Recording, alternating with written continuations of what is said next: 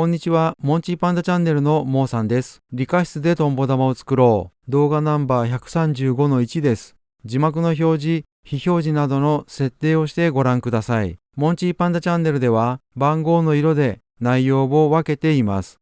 この動画 135-1 ではレース棒のみを作ります。そのレース棒を使って動画 135-2 で風船ペンダントを作ります。動画ナンバー7で紹介しているきなりガラスのファン式バーナーを使います。改めまして 135-1 レース棒のみ作ります。画像のレース棒を2色で作ります。4mm ステンレス棒と透明水色です。鉄板の上に落としたところでタイマーがスタートします。ニッパーで切り落として左官ごてで押さえると円盤ができます。ステンレス棒に残ったガラスを溶かしたら円盤に接続します。ガラスを鉄板に落としてから33秒で炎に戻しました。直径は約 24mm、厚みは約 4.6mm です。直径約 2mm のグレーベージュです。少し温めたら円盤に貼り付けます。タイルカッターで切ります。少し温めたら円盤に貼り付けます。タイルカッターで切ります。4本貼り付けました。透明水色で全体を覆います。2本線の間に軽く押し付けます。反対側も同じく2本線の間に軽く押し付けます。次は4箇所に透明水色をつけます。軽く押し付けます。4箇所に透明水色をつけました。溶かしたら4本線を中心へ集めて取り除きます。4mm ステンレス棒を接続したら反対側の 4mm ステンレス棒を外します。溶かします。2箇所に透明水色をのせます。軽く押し付けます。1、2、2箇所にガラスをのせました。溶かします。溶けました。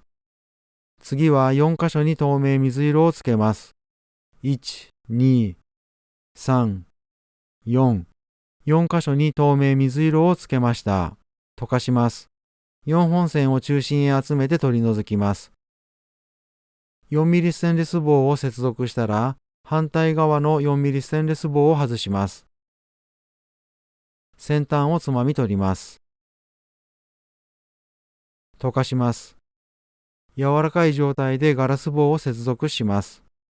タイマーがスタートします。左右を持ち替えます。基本的に右手も左手も同じ方向へ回します。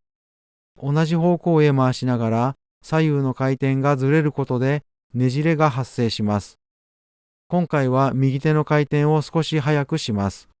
言い方を変えれば左手の回転を遅くするとも言えます。炎の中に入れたり出したりしながらねじります。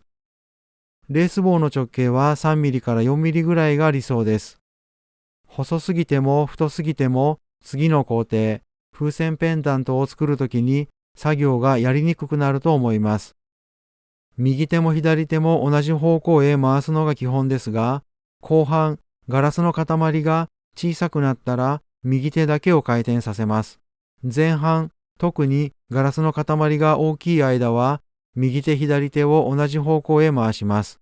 同じ方向へ回しますが、回転がずれることでねじれが発生します。先ほども言いましたが、後半ガラスの塊が小さくなったら右手だけを回転させます。3分24秒、左手が壁に当たったのでねじるのを一旦やめます。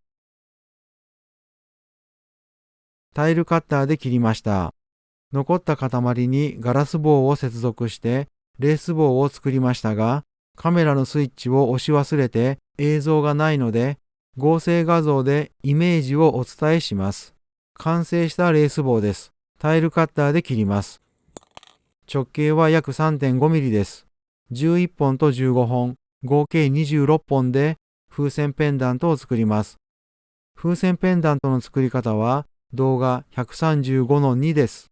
これで動画ナンバー 135-1 を終わります。